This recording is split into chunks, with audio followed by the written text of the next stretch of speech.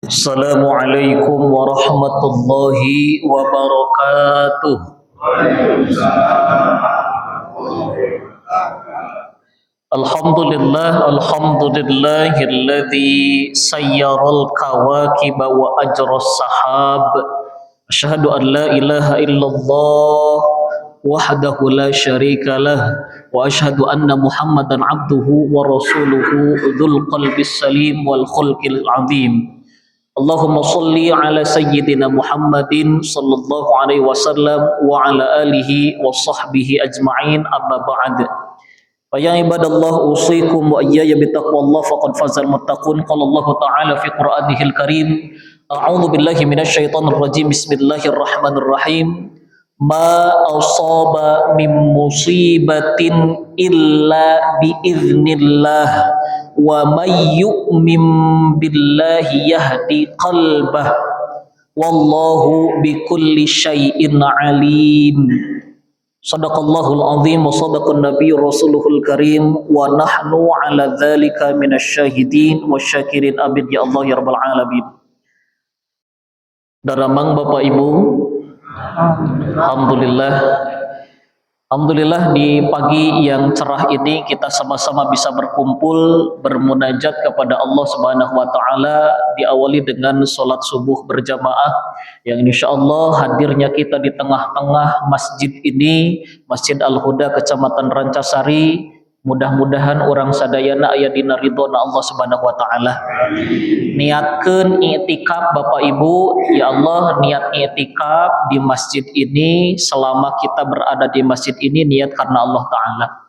Mohon maaf saya jet lag ini Bapak Ibu, baru turun dari mobil, perjalanan dari jam 10 malam dari Jakarta, baru sampai kampus 2 UIN sekitar jam 4 lebih 15 menit. Jadi alhamdulillah kita masih dipertemukan dan disehatkan.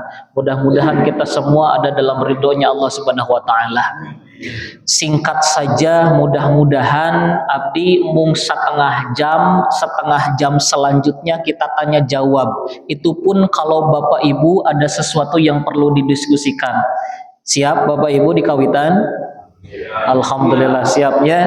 Yang akan disampaikan pada kesempatan ini adalah tentang sopar tanpa sial.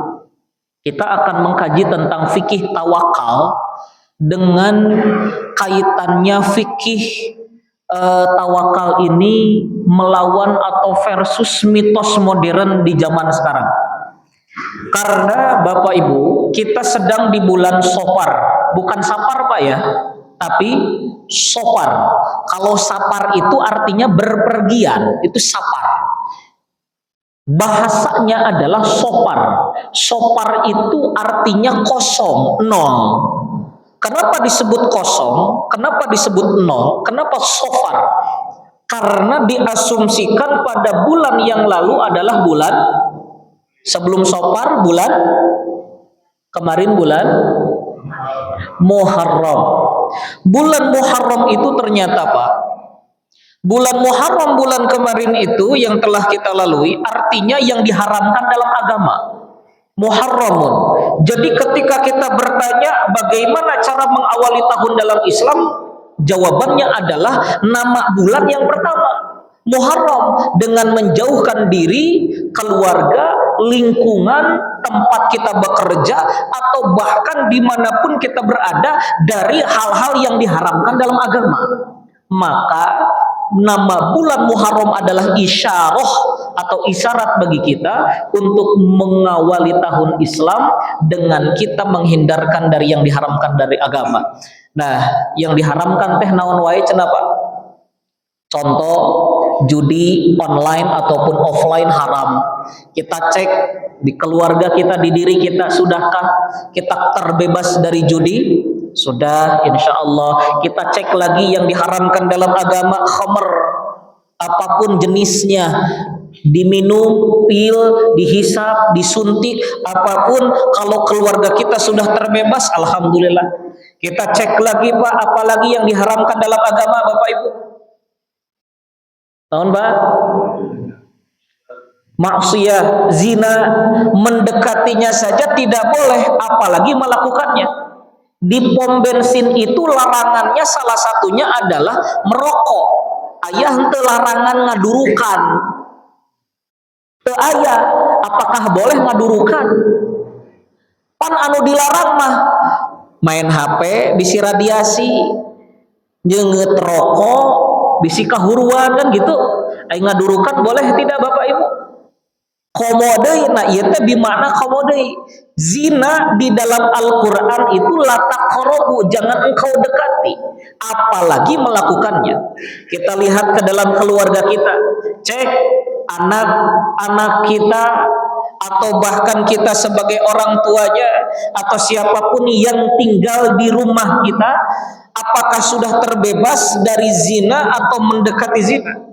Karena zaman sekarang pun ketika zina tidak didekati, zinanya yang mendekati kita.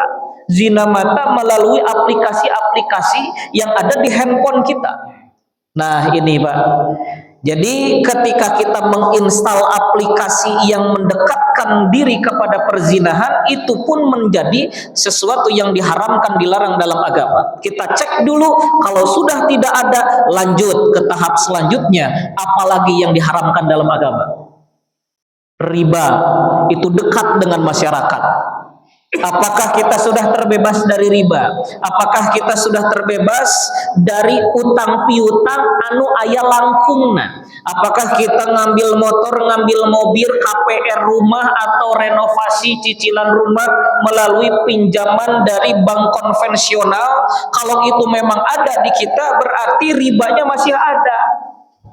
Lantas bagaimana kalau begitu? Perbanyak istighfar, niatkan untuk tidak mengambil lagi. Kalaupun misalnya ada alternatif untuk hijrah finansial kepada bank yang syariah, maka itu menjadi alternatif. Cari alternatif-alternatif lain. Nah, kalau misalnya ini semua sudah terbebas, kita lihat. Ibu-ibu ada suaranya, Bu? Ibu meser hayam biasana di mana? Oh, aya nu icalan hayam teh di dieu. Aya? Mana Pak nu icalan hayam? Warung Pak Agus, mana Pak Agus? Aya Bagus. Oh, Bapak icalan? Oh, sanes. Begini Pak. Ketika kita sudah mengupayakan diri di bulan Muharram atau bahkan bulan-bulan sebelumnya, Muharram itu hanya istilah saja atau isyarat saja. Ketika kita cek tidak ada zina, tidak ada riba, tidak ada zina, tidak ada riba, tidak ada judi, tidak ada khomer, kita cek makanan yang kita konsumsi apakah sudah terbebas dari yang diharamkan dalam agama. Kita cek. Kalau misalnya pada bidang rumenansia, abdi ahli di bidang rumenansia tersertifikasi BNSP. Rumenansia teh sabang saning, sapi, domba, kuda, kelenci, nah eta rumenansia. Pak, lamun mencit sapi, domba mah gampang. Jakuna moal naik turun. Jakun teh naon bahasa Indonesia apa? Tos Indonesianya? Oh iya, jakun Pak. Teraba. Jeung moal ka mana-mana Pak. Bismillahirrahmanirrahim, Allahu Akbar. Tarik oge kana tulang leher, sebetulnya tidak boleh sampai tulang leher. Moal sapat, moal buntung, lamun sapi jeung domba mah beda jeung hayam. Hayam tarik teuing, buntung sapat haram bangke Pak. Laun teuing kanan kiri disebutna ieu vena jagularis, aya arteri karotis atau disebut wajadain. Kemudian ada al-hulkum, ada al-mari, ada trakea, ada eksofagus yang wajib putus berdasarkan fatwa MUI nomor 12 tahun 2009. Ya fatwa MUI memang ulama 4 madhab, 1 Hanafi, 2 Maliki, 3 Syafi'i, 4 Hambali. Memang ulama 4 madhab ini berbeda pendapat tentang urat yang perlu diputuskan. Kalau kata Imam Syafi'i dan Hambali, dua madhab ini, wajadain tidak perlu putus, hukumnya sunnah. Nu penting hulkum dan almari. Ketika hulkum dan almari, saluran napas dan saluran makan terputus, sama dengan cerdasna Imam Syafi'i, sama dengan kanan dan kiri akan terputus.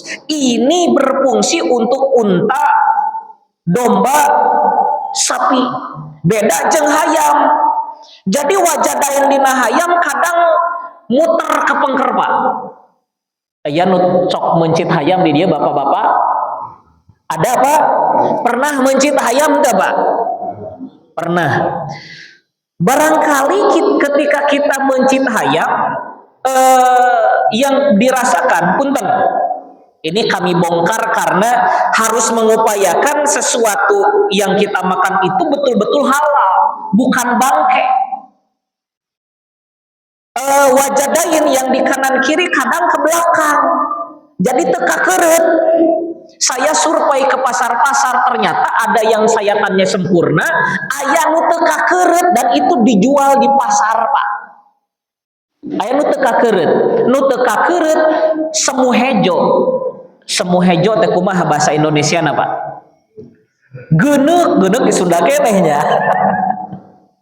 Jadi geneuk Pak, karena darahnya kan kenapa wajadain itu disyaratkan terputus di dalam fatwa MUI? Syaratnya itu adalah berdenyut, utak-utakan, dan memancar, darahnya memancar. Itu kebanyakan tidak Pak. Kalaupun semua terputus, punten, upami unggas mah, dina unggas, saya bukan ahli di bidang unggas, tapi ketika menyembelih unggas, jakunnya itu naik turun Pak, naik turun. Kalau bukan yang ahli di bidangnya, asal ngeureut weh, terang orang ieu jakuna ayana di mana. Ketika jakun turun, Bapak sembelih di atas jakun, haram sembelihannya dan itu jadi bangkai. Sedangkan di dalam Al-Quran sudah jelas hurrimat, diharamkan al-maitah, bangkai, kecuali bangkai ikan. Aya nu resep bangkai ikan bapak-bapak? Asin itu bangkai Pak, tapi ikan. Nah, di ayam ini sembelihannya udah bener. Ngangge bismillahi Allahu Akbar, bismillahi Allahu Akbar, seret, bener pencitanana, bener di bawah jakun, bener semua terputus. Apa masalah selanjutnya? Gigireunana aya ember, cai, panas ngagolak, baru disembelih, jebur gagara-bagana dina cai panas. Ini terjadi, kami punya data. Dijebur karena cai panas, gagara-bagan. Saya tanya Bapak Ibu, matinya itu ayam apakah karena sembelihan atau karena air panas? Berarti halal haram? Haram Pak, bangkai itu. Apakah beredar di pasar? Iya. Beda lagi dengan stunning, pemingsanan. Hayam ngeng dina mesin teh ieu teh hayam ngajajar Pak, ngeng belah dia aya bak dialili listrik, ngeng turun ke handap. Hayam anu tadina gagarabagan pingsan belah dia, dipingsankeun cicing, bismillahi Allahu Akbar, bismillahi Allahu Akbar, terus. Halal haram yang begitu Pak? Halal. Itu halal. Pemingsanan untuk mempermudah proses penyembelihan. Kalau di sapi itu ditembak dengan peluru kosong, dipingsankan 10 detik tidak langsung disembelih, sapi bangkit lagi. Makanya di rumah potong hewan, sapi itu pakai stunning, doar, ditembak dengan kapasitas yang telah ditentukan oleh ahlinya, ditembak tarangna tapi harus tepat. Kalau tidak tepat, tidak jatuh juga, tidak pingsan juga, ini menyakiti baru. Kalau tepat kemudian pingsan, tidak menyakiti karena ternyata tidak terasa sakit oleh hewannya setelah dibuktikan dengan denyut nadi dan lain sebagainya. Ini ada kajian ilmiah spesifik tentang itu. Nah, kembali lagi ke hayam Pak. Karena kita mengupayakan diri di bulan kemarin secara isyarat untuk melepas diri dari hal yang diharamkan dalam agama, kita cek. Saya tanya ke ibu-ibu sekali lagi, apakah ketika ibu-ibu membeli ayam untuk dikonsumsi di rumah tangga kita, di rumah tangga ibu-ibu dan bapak-bapak, apakah sudah memastikan bahwa ayam yang dibeli itu halal sembelihannya? Sudah atau belum Bapak Ibu? Belum. Ibu sudah, Bu? Alhamdulillah kalau sudah. Nah, yang belum begini, Pak. Sederhananya, Kementerian Agama bekerja sama dengan BPJPH, Badan Pengawas Penyedia Jamin atau Penjamin Produk Halal. Itu akan wajib halal pada 18 Oktober 2026. Jadi bagi bapak-bapak anu icalan hayam khususnya lapor ke kita, kita dampingi Pak, supaya nanti ada sertifikat halal. Bahkan jongko-jongko di pinggir jalan yang kecil itu harus sertifikat halal, sehingga menghilangkan keraguan pembeli. Karena ada banyak juga punten mencit hayam ieuna kurang kapotong, kurang terputus, dicocok pegatkeun ku kuku, itu haram. Kalau misalnya disembelih kemudian ada yang belum terputus, pisau sudah terangkat, kemudian oleh pisau dikoet, diputuskan lagi, itu boleh atau tidak Bapak Ibu? Boleh, halal. Itu namanya tindakan koreksi. Anu ulah mah diengkekeun. Maka cekolot baheula lamun pesok geus kaangkat teu sah eta teh. Nah, ini untuk kehati-hatian. Jadi kudu kumaha, lamun tos geresel ulah waka diangkat, pastikeun udah putus atau belum urat-urat yang wajib terputus. Kalau sudah, lepas. Kalau belum, balikeun deui cret gitu tah. Itu boleh, Pak. Nah, ini kita berhenti dulu tentang ayam, bahwa yang perlu kita hindari bersama, jangan sampai kita dan keluarga memakan bangkai. Iya, dagingnya adalah daging yang fresh, hasil potong pagi-pagi misalnya, darahnya sudah keluar sempurna, katingal nama jiga anu seger daging hayam teh, ternyata sembelihannya tidak benar. Tapi ternyata setelah kita beli, kita pasak, tidak ada persoalan apa-apa, ternyata prosesnya tidak baik, maka sama dengan kita membakar bangkai kalau tidak memastikan kehalalannya. Maka ikhtiar kita adalah melihat mana anu halal, mana anu henteu, kumaha carana. Kalau di supermarket bukan promosi, tapi henteu usaha supermarket, Pak. Di supermarket sudah terjamin kehalalannya. Supermarket manapun, Bapak bisa langsung tanya ke penjual atau yang menjaga dagingnya, mana sertifikat halalna, wani ai ka supermarket mah.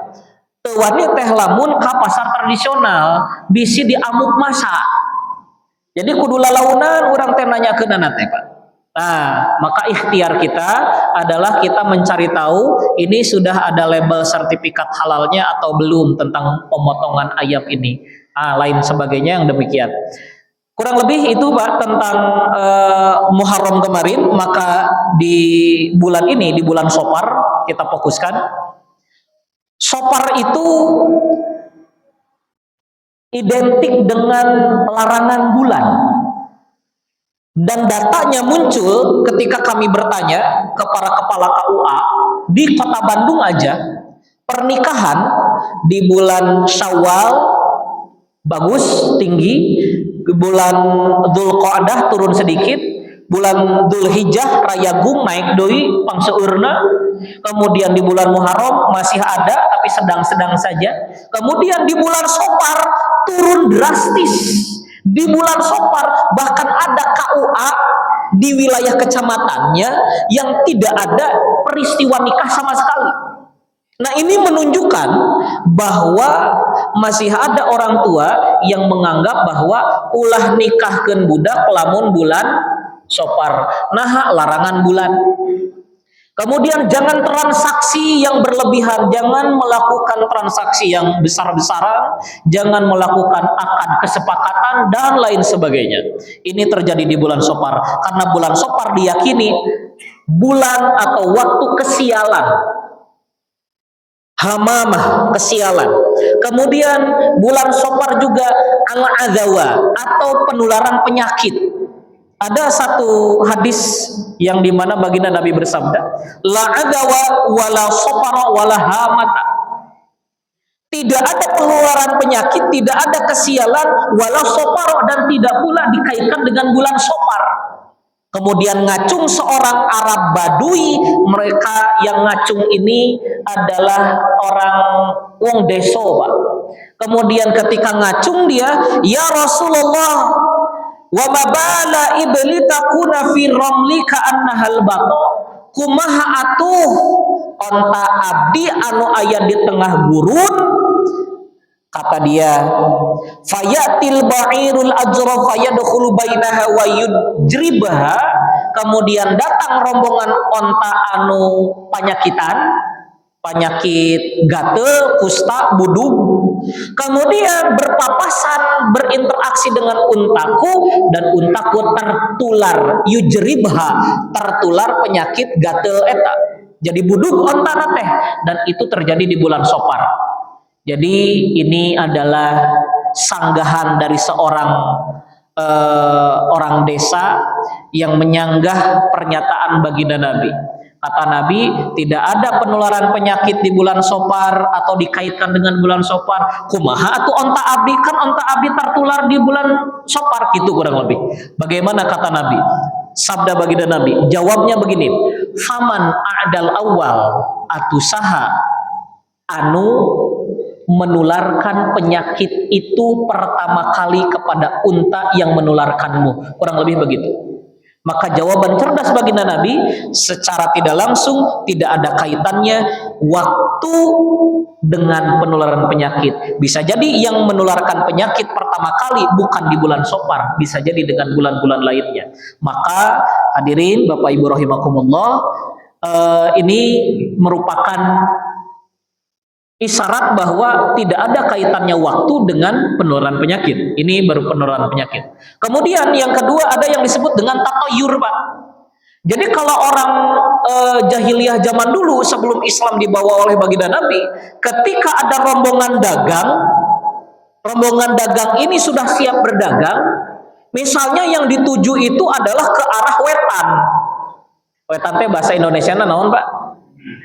Timur, ke arah timur. Yang dilakukan oleh mereka adalah menerbangkan burung. Burung teh dihiberkeun kaluhur. Kalau yang dituju arah timur dan burungnya ke arah timur terbangnya, maka jadi mereka berdagang Pak ke arah timur, yakin bakal untung dagangna. Kalau ternyata burung itu yang diterbangkan tidak terbang ke arah timur, melainkan ke arah berlawanan, kakaler, kakulon, kakidul misalnya, maka yang dilakukan oleh mereka lebih baik tidak jadi berdagang. Bedo weh terjadi daripada rugi. Nah, kepercayaan kepada burung ini disebut dengan tatayur. Tatayur ini asal katanya adalah toirun, burung. Di kita, lamun bahasa orang nama susuganan, mamanawian. Lamun bahasa Indonesia naon, Pak? Mudah-mudahan itu berharap kalau mudah-mudahan baiknya. Naon Pak bahasa Indonesia na Pak? Susuganan kudu dihijikeun.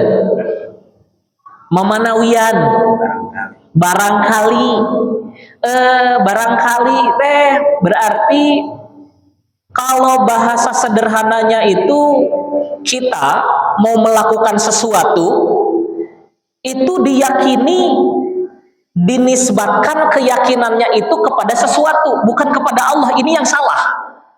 Ketika menisbatkan sesuatu itu yakin usaha bakal untung karena burung, ini yang salah. Yakin usaha bakal rugi karena burung, ini yang salah. Di kita, mari kita studi kasus. Budaya, mitos apa yang masih beredar sampai hari ini? Salah satu di antaranya adalah, Bapak tahu titirah? Pernahkah Bapak Ibu melakukannya? Nah, kita yang hidup di Indonesia tidak bisa semerta-merta menganggap bahwa titirah haram, bid'ah, tidak dicontoh Nabi. Santai dulu. Yang perlu kita tinjaulah berdasarkan kaidah syariat, kemudian tinjau berdasarkan etika dan adab, kemudian kita tinjau berdasarkan etika, nalar, logika, dan rasionalisme kita. Nah, ketika ada budaya titirah, kan titirah itu dilakukan karena apa, Pak? Tahun Mbak? Titirah dilakukan karena sakit wae, misalnya sakit-sakitan. Ada lagi alasan titirah, misalnya usaha rugi wae. Akhirnya titirah itu kan pindah sementara, kemudian balik lagi gitu. Nah, ketika betul ada orang yang sakit-sakitan di keluarganya, kemudian pindah sementara, ketika pindah sementara ternyata bener anu tadina geringan wae jadi jag ringkas, anu tadina usahana rugi wae jadi untung wae usahana. Maka ketika untung wae usahana, ketika sehat badannya, kemudian dia berpikir bahwa bener gening cekolot baheula teh kudu titirah heula. Ini yang tidak boleh, ini yang salah, ini yang diharamkan dalam agama. Atau kumaha, bener titirah dilaksanakan, usahana maju, badanna sehat, bukan karena titirahna, tapi karena Allah Subhanahu wa taala. Ma asaba min musibatin illa biiznillah, tidak ada kenaasan, tidak ada kesialan, tidak ada musibah yang terjadi illa biiznillah. Imam Syekh Imaduddin Abil Fida Ismail bin Katsir dalam Tafsirul Quranil Azim, atau kita singkat dengan Tafsir Ibnu Katsir, beliau menafsirkan ayat ini bahwa wa amma tatoyur, adapun dengan tatoyur atau menisbatkan sesuatu kepada sesuatu, tadi meyakini itu bukan karena Allah, atau meyakini kesialan itu berdasarkan waktu tertentu. Lamun kawin kudu dihitung heula, bapak mau menikahkan anak dicari tanggal dan hari baiknya. Pernahkah itu bapak ibu lakukan? Nah, ini ketika kita meyakini bener budak kurang teh hasil hitungan pun bapak teh bener, hasil hitungan anak teh mati. Nah, ketika jayana seorang anak dalam pernikahan repok rumah tanggana, tapi diyakini karena hasil hitungan, maka inilah yang salah. Bukan hitung-hitungan anak, tapi keyakinannya. Nah, ini disebut dengan at-tasya'um dalam bahasa Ibnu Katsir.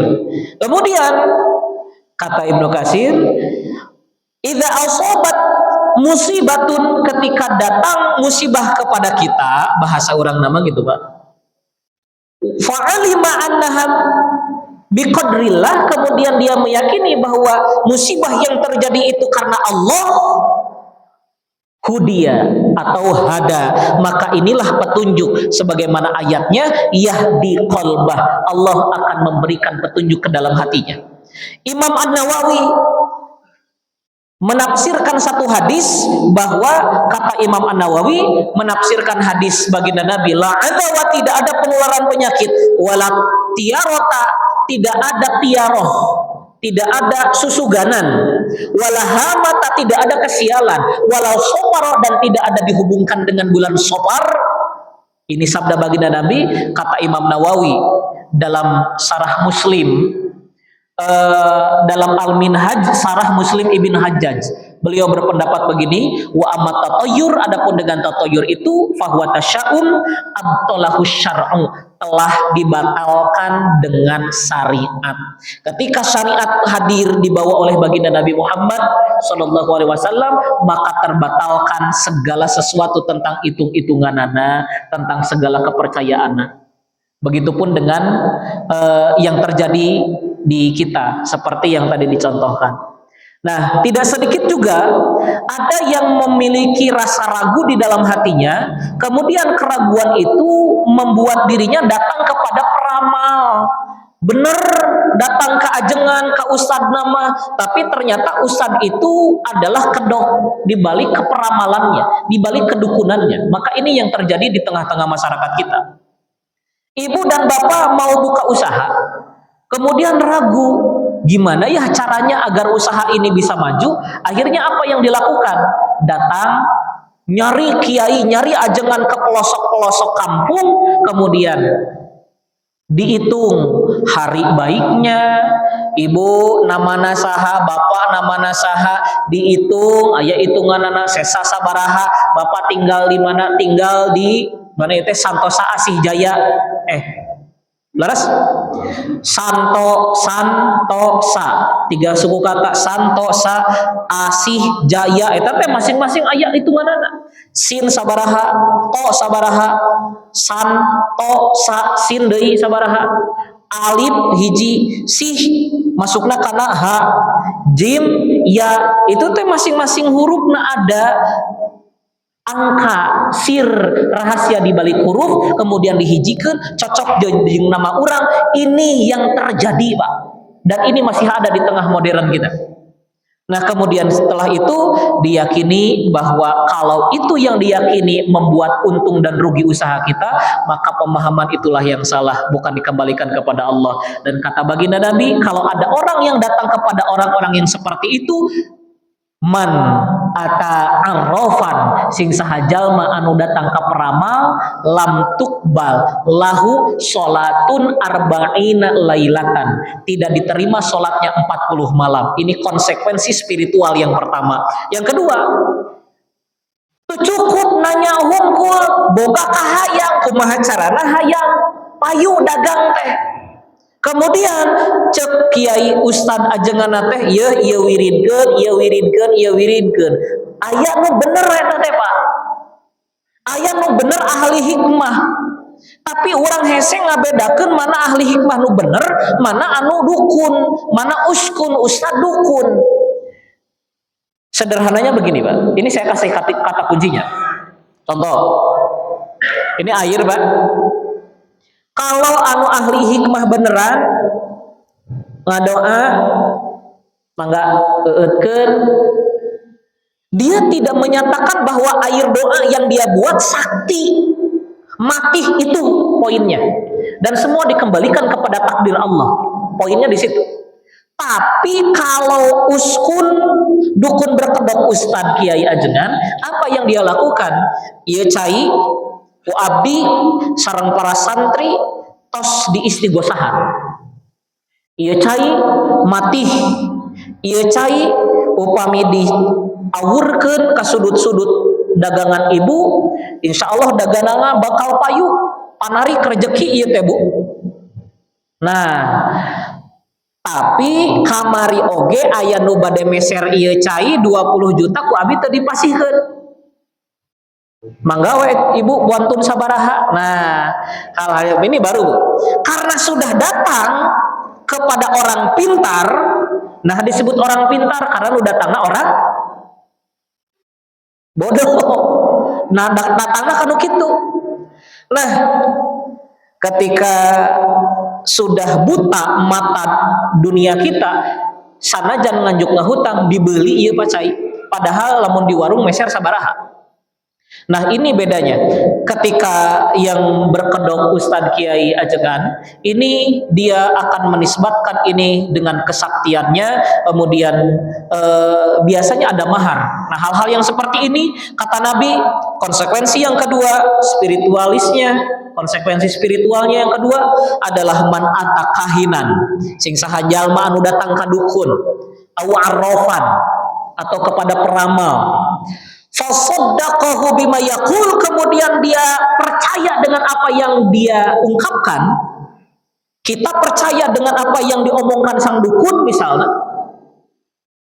Apa kata baginda Nabi? Konsekuensi yang keduanya adalah faqad kafaro bima unzila ala Muhammad, maka dia telah keluar dari ajaran baginda Nabi Muhammad sallallahu alaihi wasallam. Jadi Bapak Ibu, di bulan Sopar ini mari kita sama-sama bersihkan kembali, luruskan kembali. Satu, pakai akal nalar logika kita. Ketika ada pamali, orang tua zaman dulu itu sedang berdakwah dengan simbolik, dengan simbol-simbol. Secara sederhana, ulah cicing di lawang panto pamali geus sakitu tadi dijelaskeun. Lamun cicing di lawang panto bisi kumaha Pak? Nongtot jodoh. Secara tidak langsung tidak disampaikan, ngahalangan jalan apa tidak disampaikan, tapi disingsieunna bisi nongtot jodoh. Abdi gaduh rerencangan anu can karawin, abdi yuswa nembe 30. Aya nu 35 rerencangan teh duk teu acan karawin dugi ka ayeuna. Nah, ditaros teh bahkan aya putra kiai nu nitipkeun murang kalihna ka abdi pamilarikeun jodoh. Bilih bapak-bapak, ibu-ibu murang aya nu gaduh jajaka yuswa 35an atanapi 33 watosan abdi jodohkeun sareng putra kiai. Bahkan aya putra pejabat kemenag nitipkeun ka abdi murang kalihna. Ku abdi ditaros ka pejabat kemenag eta teh, Pak, murang kali kapungkur sok cicing di lawang panto. Ya henteu atuh. Nah, ini bukti bahwa tidak ada hubungan dan kaitan tentang cicing di lawang panto jeung nongtot jodoh. Jadi lamun kurang dibalik bahasana kieu, Pak. Agar tidak nongtot jodoh ulah cicing di lawang panto, maka disebut dengan dalam bahasa Arab famali. Orang kaji, fa itu sababiyah, fa sabab. Dalam bahasa Arab atau nahwu atau bahasa ilmu sintaksis, fa itu sababiyah, sebab. Fa ma linafyin, nafyin itu artinya tidak. Fama li kepemilikan, li mutakalimil wahdah. Li itu artinya kepemilikan saya, bagiku artinya teh. Famali, maka aku tidak akan melakukannya. Itu arti dari pamali. Jadi ku kolot baheula mah pamali kitu we hungkul. Jadi secara tidak langsung famali itu bahasa Arab. Kumaha Pak? Famali. Sekali deui, sadayana hiji dua tilu. Nah, famali. Family. Jadi family teh kieu. Ulah cicing di lawang panto bisi nongtot jodoh, family. Iya, maka aku tidak akan melakukannya. Karena aku takut nongtot jodoh, tidak akan cicing di lawang panto, family. Maka aku tidak akan melakukannya. Itu family. Seueur pamali di urang teh Pak. Eta mangan hiji. Nah, ini mitos-mitos ini ketika dikaitkan kepada mitosnya, maka ini pemahaman yang perlu kita bersihkan. Awali dengan logika dan nalar yang sehat, lanjutkan.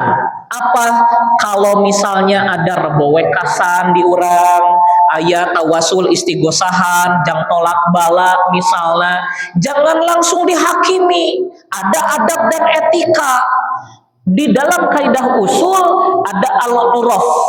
Uraf itu budaya, tradisi. Di dalam kaidah usul ada al-adatu al-muhakkamah. Adab di suatu wilayah itu bisa menjadi hukum tertentu. Maka ketika ada yang menghakimi, oh iya mah salah, itu dicontohan baginda Nabi, kita lihat secara etika bagaimana cara pendekatannya, kita lihat maksudnya dulu. Kalau maksudnya meminta kepada selain Allah, ini yang salah. Kalau maksudnya meyakini bahwa bulan sopar ini membawa sial, maka kita harus istighosah untuk tolak bala, ini salah. Ini yang tidak boleh. Nu mana nu tidak boleh, lain ulah istighosahna, lain ulah tawasulanana, naon ulahna meyakini bahwa sopar bulan sial, itu yang tidak boleh. Lantas kalau mau istighosah untuk tolak bala, setiap bulan, setiap minggu adakan, boleh itu Pak. Pemahamannya yang tidak boleh adalah menganggap bulan sopar sial sehingga tidak menikahkan anak. Pak, baginda Nabi nikah di bulan sopar dengan Khadijah binti Khuwailid. Pak, baginda Nabi menikahkan Fatimah Az-Zahra anaknya dengan Ali bin Abi Thalib di bulan sopar dengan sengaja. Untuk apa? Memutus mata rantai pemahaman warisan tradisi Arab jahiliyah. Kalau kita masih meyakini itu, sama dengan kita masih berada di fase Arab jahiliyah. Jangan mewariskan itu kepada anak dan cucu kita. Yang kedua, luruskan niat, kita kembali tasihih, kita perbaiki keimanan kita. Dan yang terakhir, tadi sudah saya contohkan ba'da subuh, doanya ini dirawayatkan oleh Abdullah ibn Amr di dalam Musnad Ahmad ibn Hambal. Kalau di kitab saya jilid 11 halaman 623, ini satu-satunya doa dari hadis baginda Nabi yang diriwayatkan, satu riwayat, tapi di Sahih Bukhari, Muslim, Sunan Ibu Daud, Ibnu Majah, An-Nasai, At-Tirmidzi itu tidak ada. Adanya di Musnad Ahmad bin Hambal. Ini masuk dalam kategori kutubus sittah, kutubut tis'ah, kitab yang 9. Ikuti. Mari kita sama-sama hafalkan doa ini. Ini doa khusus di bulan Safar. Allahumma la toiro illa toiruka wala khairo illa khairuka wala ilaha ghairuka. Allahumma la toiro, ya Allah, tidak ada kesialan, tidak ada kenaasan, illa toiruka, kecuali yang telah engkau tetapkan, wala khairo, dan tidak ada pula kebaikan, illa khairuka, kecuali kebaikan yang telah engkau takdirkan, wala ilaha, dan tiada Tuhan, illa ghairuka, kecuali engkau ya Allah. Ini doa yang ada secara khusus baginda Nabi contohkan di bulan Safar. Jadi mulai hari ini berhenti, tidak ada hubungan dan kaitan antara bulan Safar dengan kesialan. Dan mudah-mudahan kita semua ada dalam naungannya Allah Subhanahu wa taala. Sakitu cekap, barangkali ada yang mau ditanyakan. Lami teuing abi ceramah nanya jongjonan.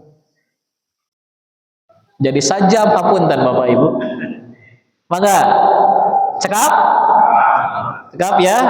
Kalau dirasa cukup, berarti kita sudah paham.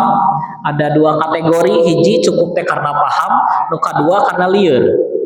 Itu nu mana? Mudah-mudahan bukan karena lieur. Tapi kalau karena lieur, materi ini saya sudah tulis Pak, sebagai bentuk pertanggungjawaban akademik. Teksnya, naskahnya berdasarkan referensi yang akurat jelas sudah saya tulis. PowerPoint-nya, slide-nya saya sudah buat juga. Nanti akan saya share, Bapak bisa baca lagi di rumah. Nanti saya share ke guru saya Ustaz Sihab. Setelah itu bisa di-share kembali kepada jamaah sekalian. Mari kita sama-sama berdoa mengawali hari kita di bulan Safar ini. Mudah-mudahan kita semua ada dalam ridhonya Allah Subhanahu wa taala. Allahumma shalli ala sayyidina Muhammad wa ala ali sayyidina Muhammad wa sallim radhiyallahu taala an kulli sahabatir Rasulillah ajma'in. Hamdan syakirin, hamdan da'imin, hamdan yuafi ni'amahu yukafi mazidah. Ya Rabbana lakal hamdu kama yanbaghi li jalali wajhikal karimi wa 'azimi sultanik. Rabbana dzalamna anfusana wa illam taghfir lana wa tarhamna lanakunanna minal khasirin. Rabbana ighfir lana dzunubana wa dzunuba walidayna warhamhuma kama rabbayana shighara. Allahumma la tayra illa tayruka wa la khaira illa khairuka wa la ilaha ghairuka. Allahumma inna nas'aluka bi annana nashhadu annaka antallahul ahadus samad alladzi lam talid wa lam tulad wa lam takul laka kufuwan ahad. Rabbana ihtajibna wa ahlana wa dzurriyyatana wa qaryatana santosa asih jaya wa jama'atana masjid al huda rancasari binurillah wa binuri arsyillah wa bi kulli ismillah min atuvina wa min atuvillah wa min kulli syarri khalqillah bi mi'ati alfin alfin alfin la haula wa la quwwata illa billahil aliyyil azim. Wa sallallahu ala sayyidina Muhammadin nabiyil ummi wa ala alihi wa sahbihi wa baraka wa sallam walhamdulillahi rabbil alamin. Nas'aluka al-ijabah bisirril Fatihah. Bismillahirrahmanirrahim.